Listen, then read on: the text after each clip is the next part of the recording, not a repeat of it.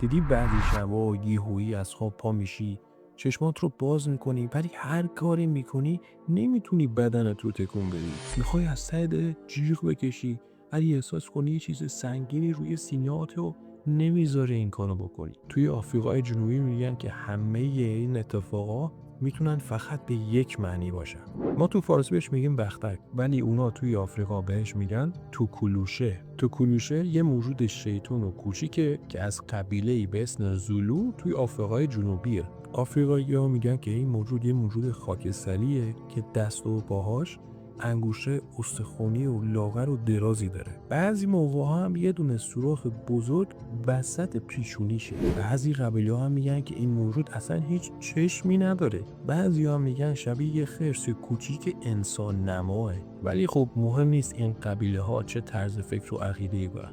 این موجود نه حیوانه نه انسانه. اینقدر این موجود سریعه که ماها حتی با چشمامون هم نمیتونیم این موجود رو ردشو بزنیم یا اصلا ببینیمش. بعضیا معتقدن که این موجود میتونه وارد خواب بقیه انسان‌ها بشه، به اونا کابوس بیاره و وقتی که اون فرد از اون خوابی که اون کابوسی که داشته بلند میشه سر جاش فلج شده و نمیتونه تکون بخوره و به اون حالت این موجود رهاش میکنه. به همین دلیل هم هست که خیلی از مردم میگن که توکلوشه فلج کننده آدم‌ها تو خوابه. بر اساس افسانه ها توکلوشه خودش همینجوری یهویی پدید نمیاد و به وجود نمیاد. این موجود به دست یک جادوگر خلق میشه. گفته میشه که توی زمانهای قدیم وقتی کسی جادوگری رو اذیت و عصبانی میکرده، این جادوگر با ترکیبی از گیاهان و روغن‌های مختلف و همچنین اعضای بدن حیوانات مختلف توکلوشه رو به وجود می آورد. به ترکیبی که باعث به وجود اومدن توکلوشه می شده توی آفریقا میگن موتی. حالا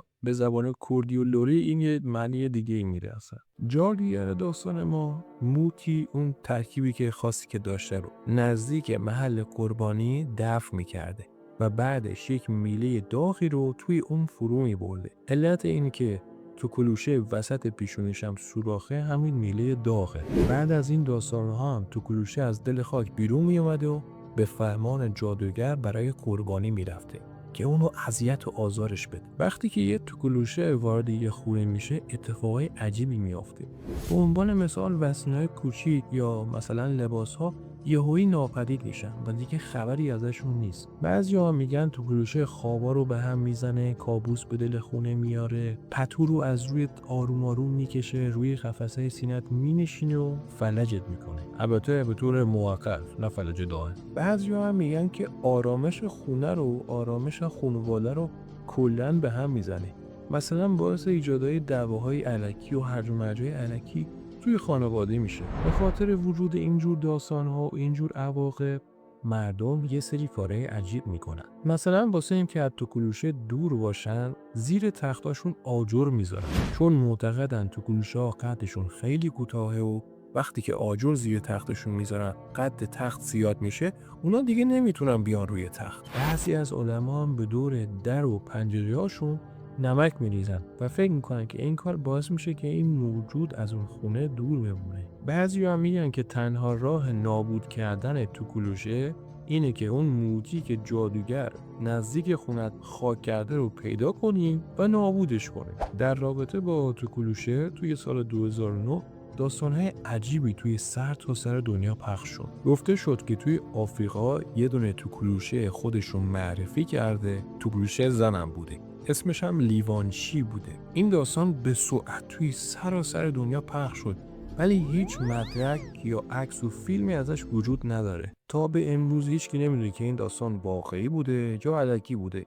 ولی خب خیلی رو توی سراسر دنیا ترسوند. فکرشو بکن یهویی یه موجود بیاد بگه که من توکلوشه هستم و اسمم لیوانشیه. توکلوشه یکی از بحث برانگیزترین موجودات توی آفریقای جنوبیه. مردم هنوز زیر تختاشون آجر میذارن که ارتفاع تخت رو ببرن بالا یا دور تا دور خونهشون نمک میپاشن. شبها وقتی که یک صدای کوچیکی رو میشنون به دقت این ور اون ور نگاه میکنن، چون احساس میکنن که توکلوشه اومده خونهشون. این موجود چه حیوان باشه، چه انسان باشه، چه روح باشه یا چه نفرین، هنوز به هنوزه مردم بهش باور دارن و خیلی ازش میترسن. نظر شما چیه؟ توی کامنت ها بهم بگی.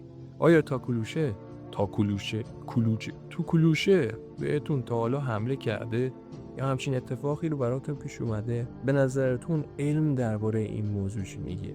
که مطمئنم علم یه دیدگاه دیگه ای داره نسبت بهش. همچنین اگه موضوعی توی ذهنتون هست که دوست دارید من دربارش ویدیو بسازم، اونم تو کامنت ها بهم بگید. بدرود.